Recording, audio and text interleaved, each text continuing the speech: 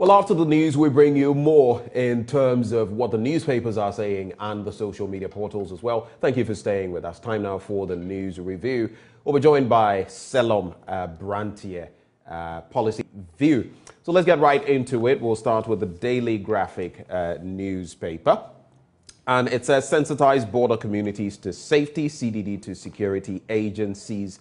And we have Lands Ministry supports Minerals Commission with 20 vehicles. There's financing development projects. We can't avoid taxes. That's according to the president. And Time is saying there's also this very interesting one about the court reinstating Professor Avoke. I'll be getting into some of those details shortly.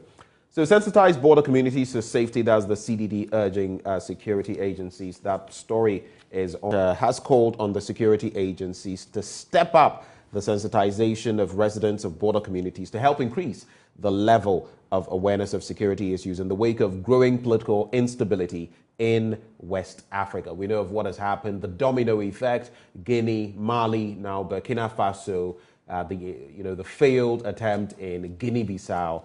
And of course, when all of these things are happening in the sub-region, we must be cautious and ensure that we don't fall victim monitoring findings for October, November, and December 2021 under its Enhancing Citizens' Participation in Border Security project. And this is something that our security apparatus actually supports. Now, the report indicated that the current security situation in selected border communities was generally calm, with a few reported criminal cases that had received the attention of the security agencies.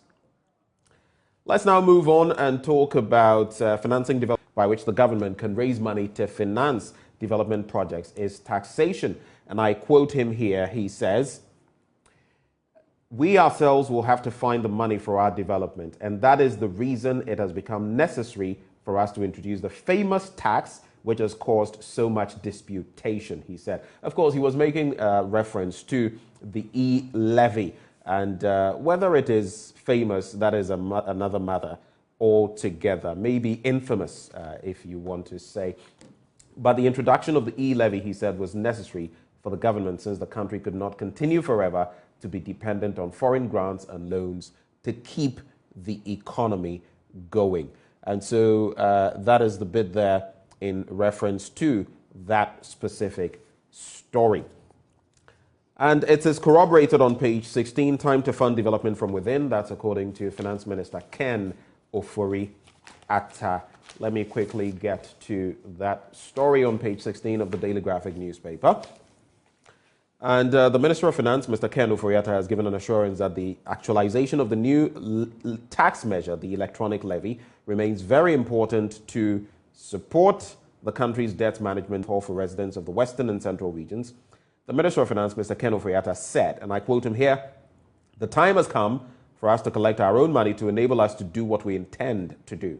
He said government had proposed the 1.75% on electronic cash transfers to help reduce the country's debt and deficit while enabling it to fund the growing demands of the Ghanaian people. All right, so those are some of the stories in there. Another interesting one. After all this while, we go back to the University of Education, Winneba, and there's a rather interesting development there. It has to do with Professor Avoke being reinstated, and a High Court in Winneba has ordered the reinstatement of the dismissed Vice Chancellor of the University of Education, Winneba, Professor Mawuto Avoke. The court, presided over by Justice Abuaje Tando, yesterday also ordered the UEW to reinstate 5 principal officers of the university who were dismissed together with Professor Avoke in August. Served as Vice Chancellor to restore me to the office to serve the remainder of my interrupted term as Vice Chancellor. Consequently, I genuinely expect that in the coming days, I will return to the office and perform all the duties that come with the office of Vice Chancellor for the next 2 years. While I consider this judicial determination a total and final vindication of my position regarding the divisive issues that founded my removal from office, I am clear and certain in my mind that I will not boast over the outcome, no matter how relieving and joyous the judgment may seen. And so those are some developments in the Daily Graphic newspaper. When you look at the graphic business in the center spread, Momo transactions fall to 82 Ghana cedis. That is 82 billion Ghana cedis in December. So here are some details for you. Basically, a Bank of Ghana report on electronic transactions showed that the value of Momo transactions fell to 82.9 billion Ghana cedis in December from the 86.1 billion recorded in the period under review. The value of the decline was 3.2 billion, representing a 3.7% decrease. So it just gets me thinking. With all the talk about the E-levy and all of that, we're experiencing this, decline, even when the E-levy hasn't kicked in. Are we going to go the way of Uganda? Just thinking aloud. Time will tell. Of course, we've seen that purported statement from the GRA with their head, Reverend Amishadai, signing it, purporting that banks would soon have to comply with the E-levy in anticipation of its passage into law. So how is that going to pan out?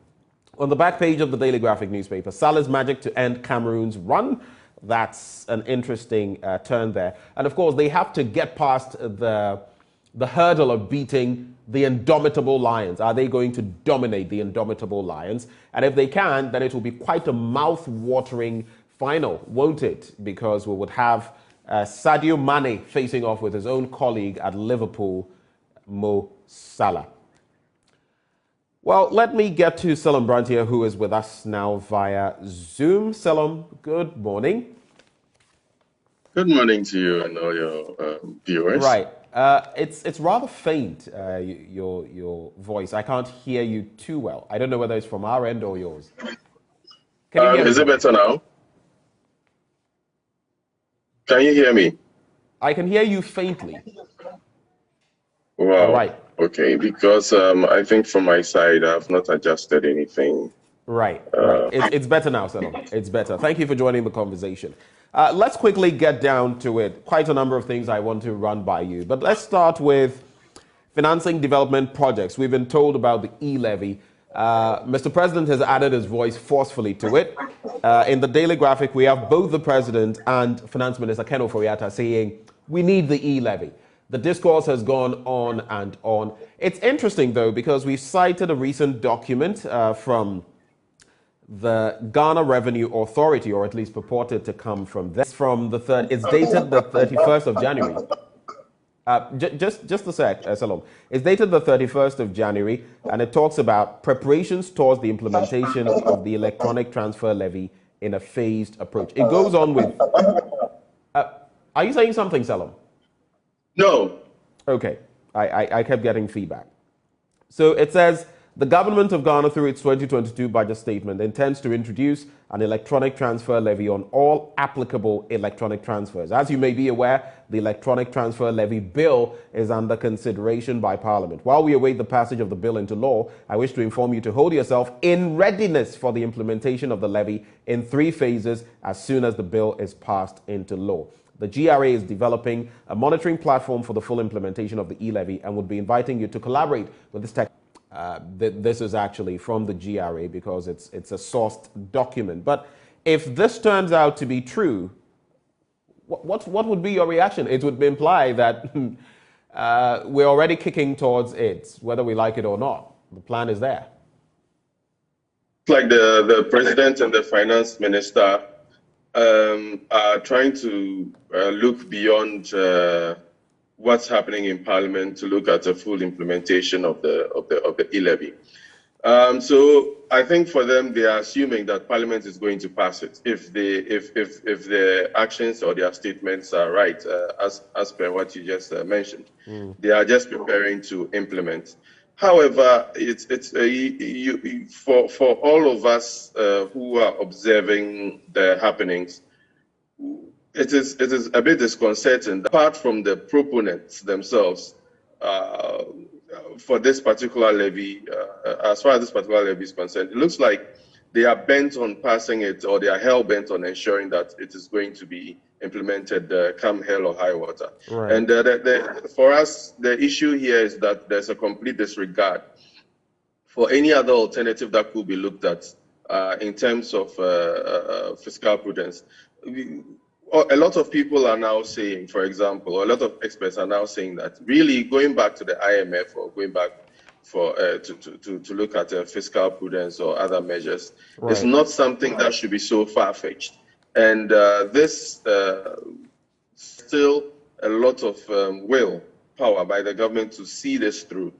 As to whether it is going to reap the rewards that is they are anticipating, it's even a whole other story. Right. Because I link it to the other news story about the dip in Momo transactions over December. Right. And it is very significant for one thing, because December is the time when, because of the Yuletide and then the Christmas season, a lot of people actually do send remittances back and forth. For it to have dipped at a time when it should have actually peaked or had the highest, number of transactions, speaks volumes about what people feel and what people are speculating. And I was in Uganda, incidentally, on the day they introduced their Momo tax. I think that was back in 2018 or 2017. And that day, the first day of implementation, it was crazy. The number of Momo transactions went so low that the central bank governor in Uganda had to come out the next day, and the finance minister had to come out the initial approach, because the dip in transactions was so huge that it affected the economy itself. It was very clear that the economy wasn't going to run, and people were not going to run a lot of their transactions by Momo anymore. A lot of the mobile money places in Kampala, where I was, actually shut down that day and would not do any transfers because of the monies that they would lose.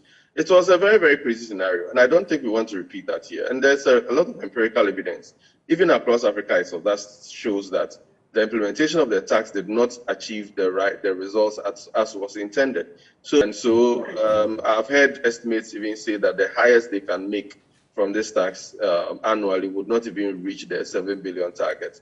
But we've heard some of them, like Dr. Esibe Yeboah, who has headed their finance team in Parliament, the committee. He has said that the best they can get out of it is 5 billion from what he sees. And he is suggesting, rather, that we go to the IMF to secure some close to 3 billion, which is actually a possibility.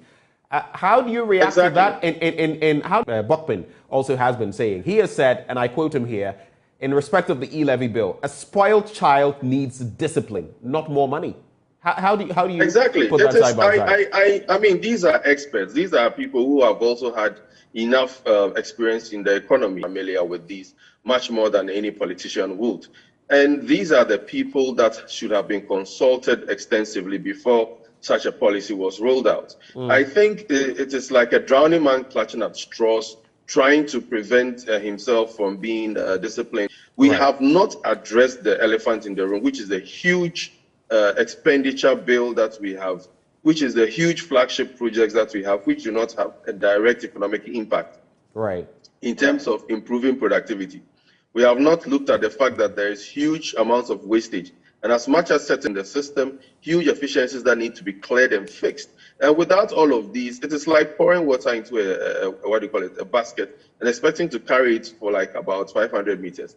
We are not solving the problem trying to impose more tax shocks, very huge economic shocks. We are having increasing inflation, etc. This is not a time to actually burden taxpayers when the value of their real money is reducing by such a draconian tax. And I don't understand what is still informing the president and the finance minister that this is the most prudent measure in the face of the huge opposition from the public. I mean, there are other things to look at. We do need to shore up our economy. When you look at the exchange rates, for example, it's inching towards 9 cedis, to the dollar. To the pound, I beg your pardon. If you look at the dollar, the euro rate, they are also inching very high, 8, something, 6 point something. So it's pretty complicated. Comfort for you at all? Very briefly on this one, very briefly. Is there no comfort for you when Ken Ofori-Atta, finance minister, says we will account for E-levy? That's what is splashed on the front page of the Ghanaian Times newspaper. Ken Ofori-Atta, he says, whether account to you, we're going to account the percentages we've allotted to them. We shall account. Selam. I mean, what about all the other things that have been splurged on? Have they accounted for any of that? Has there been any clear accountability that would come up and try and defend? This is not a time for us to build castles in the sky. This is a time for us to really look at what we have done, look at our track record, look at discipline. We need it. We are just trying to postpone a problem instead of solve it. So we better tackle it head on, solve it now, and then look for other luxuries later on. All right, let me link two stories that I'd like us to look at. On page 4 of the Ghanaian Times newspaper, there is talk about MPs have spoken about it forcefully. And then in the Daily Guide newspaper, it also says MPP slams NDC cool rhetoric, and the Majority Chief Whip Frank Anodomfre took a swipe at the NDC's minority in Parliament yesterday for their supposed pro-coup rhetoric on the floor of the House after the abortive coup in Guinea-Bissau. Now, some of the opposition lawmakers, while condemning recent coups in the West African sub-region, justified the feeding fat at the expense of the poor, engaging in cronyism and nepotism and bad leadership. What do you make of this? I mean, we've spoken about the banter, the push back and the push forward between the majority and the minority. But this bit on, the re-emergence of coups in West Africa and what the minority is saying, do they have a point? Are they misleading us? We all need to be very concerned about the fact that there are so many coups happening. It means that military adventurism is becoming fashionable. And one of the things that happens is that it's an associated level of instability. Whether you like it or not, whether even the people in the countries like the popular sentiment or not, it creates some level of insecurity, some level of lack of continuity of governance. And this can distort any economy. I will support such a thing, seeing that we have run this democratic dispensation for 30 years now. What really we need to look at are the warning signs and public perception about the fact that this democratic dispensation that we have has created a caste or a ruling elite that seems to be milking others with and manipulating many different areas of redress where their excesses could be checked. So, for example, there is a lot of public perception that certain people, whether in private or public space, are untouchables because even to the parliament. And it is not a very, very healthy sign that this kind of perception has been allowed to be cemented by what we see currently, where you have certain people who act like they are above the law. And this will only deepen that perception and create that dissatisfaction that the NDC faction in Parliament was talking about. And let us decide that we really need to step up our game on curbing polypreneurs or people who are favored above the others for the same infractions. We are going to have this kind of sentiment brewing for quite a while, and it could turn on its head. But I don't think it is something that will happen in the very near future. We have always been an island in West Africa. I mean, Ghana has always been an island in West Africa in terms of political. What do we do to maintain that stability as the bastion of democracy and as a haven of peace, if you like, in the West African sub-region? Mind you, we saw what happened in Kenya only a few years ago. We're not trying to be pessimistic or doomsayers or naysayers, but you can never take anything for granted, can you, when it comes to what is happening in the sub-region? No, you can't. That's why we have to be proactive. We really have to have a commitment to more often.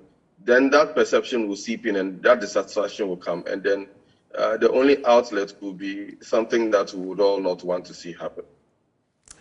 Let's get into, before we get into another rather major one, the CDD's latest report in terms of political party financing. I'd like to just take a swipe at this story. And I think it's one too many. That's why I'm addressing it. February the 1st, 2022 at about 3:45 p.m. And it had to do with a fire that gutted a house at T compound near the master's flat of the Takrady Technical Institute at Efiakuma It had another family, in fact, people I know, the whole family taken away, about 4 or 5 of them. And now this one as well. And I think it's becoming one too many. fire, an entire family gone. I don't know what systems we have. Yesterday, we went blocking the way in a way, but I don't know what our systems are, really. I mean, we have a fair idea, but it's... Yeah, the biggest problem here, I think, right. is that we have very few building inspectors. There are so many building codes and bylaws that need to be observed. For example, you cannot build a wall 2 meters from the wall of the actual building. You have people infringing on a lot of these building codes. You have certain ways you should do your windows, for example. A lot of the family fire disasters that I see, one of the biggest things is the burglar proofs. We build burglar proofs that are actually prisons, right. And we don't have emergency escapes in very big buildings. For example, you have a story building housing maybe 7 or 8 bedrooms, and there's only one escape or anything designed because we have, refused to follow building codes, and the building inspectors are not there to check some of these things. So when these disasters happen, you realize that even though there were people ready to help, or even there could have been a chance for rescue, there was no option for that. We have some of these things enforced, so that at least no matter what, maybe a couple of lives more might be saved, because each life is priceless. Right. Let's move on to the issue of political party financing in our country, and that has become a veritable albatross round our necks, because if we're going to talk corruption, look at across the spectrum, even in the United States, they've had their own issues when it comes to financing political parties or financing some very interesting points. It's a very curious read. Now, it talks about the fact that in terms of our political party financing, the more tangible sources of campaign financing are coming from campaign financiers, some of whom are engaged in serious and organized crime activities. Some of them are in galamsey, from the illicit angle. It looks at elections and focusing on the 2 major political parties, NDC and NPP, spanning the elections from 2000 to 2016, which show that the source of campaign financing is, it talks about the rising cost of running for political office. And just to give you a breakdown, Selom, assuming you haven't seen some details of the document already, less than 1% of funding for campaign, that is political activity, originated from membership dues or subscriptions. Less than 1% from the grassroots. This contradicts the nearly 50% comes from the grassroots, membership and all of that. That apparently is not exactly the case. The biggest contributions are coming from special interests, particularly business people who support the party of their businesses. And to wrap, there are 9 financiers who have been found to be involved in illicit and serious organized crime-related activities. How do you see on the back of this report? Yeah, this is very reflective. I'm sure that this perception, a lot of perception that's bubbling, built up to such a study. And it is very clear that our politics, or our partisan politics in Ghana now, has become very mercantile.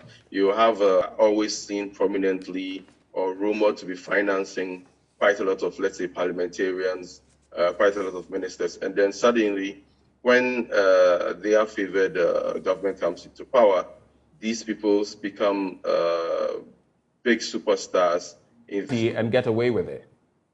Exactly, and they seem to have, like I said in earlier discussions, they seem to have everybody in their pockets, and then they cement that perception of an elite that cannot, not exactly very clear or very right in terms of their legality. And buying these politicians and having them in their pockets is the easiest way to maintain the status quo, as it were. But then all of it just is because there's a lack of willingness to enforce any. I'll bet my last penny that neither the NDC nor the NPP, minority or majority in parliament, is ready to enforce or propose any bill that will seriously put more money or pledge more money into political party financing, right, just as a smokescreen to be able to get more money for some of these activities. In fact, Selom, when the general secretaries or the CEOs of both parties were there, and they couldn't say anything, hands and money are tainted. They said, well, as I heard Esiedun Ketia say, you can't tell when someone comes to you that this is, I mean, let's say cocaine money or galamsey money or something. The person doesn't come saying when we have what we have in our constitution in terms of political party financing. No, because when you even send money to the bank as an individual, as a company, you have to declare the source of the funds, or you are obliged to declare the source of your. And it is because we sat down and then allowed or pampered them and allowed them to go scot-free. And therefore, they are using those loopholes. And the fact that both the opposition and then the party in power is in their both their interest not to push this beyond what these discussion boards or what the CSOs would say. Right. And they will that disincentive coming from inside.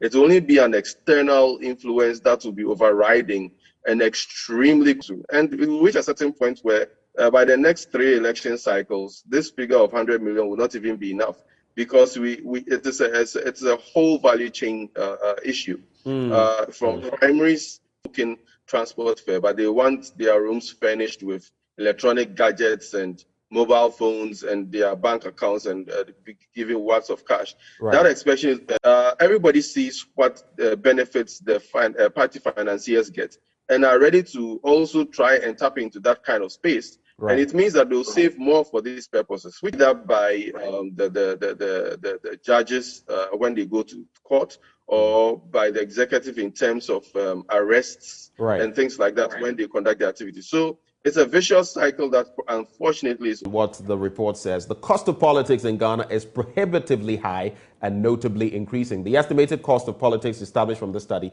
is much higher than previously reported estimations. Mind you, according to this, ranging from 40,000 Ghana cedis to 11.5 million Ghana cedis. I'm talking $2 million. Of course, when people are giving such amounts, they will expect certain returns. The BNFT consumer confidence dipped by FBN Bank boss. Salom, thank you so much for joining the conversation. Thank you for joining us for another morning. My pleasure. Have a nice day, people. And we wish you the best of the day. Well, that is how we draw the curtains on the news review, but there's a lot more coming your way. Of course, Senegal, well, after sports, don't you forget, we get into our big stories for the day. The CDD report will be on the chopping block. Stay.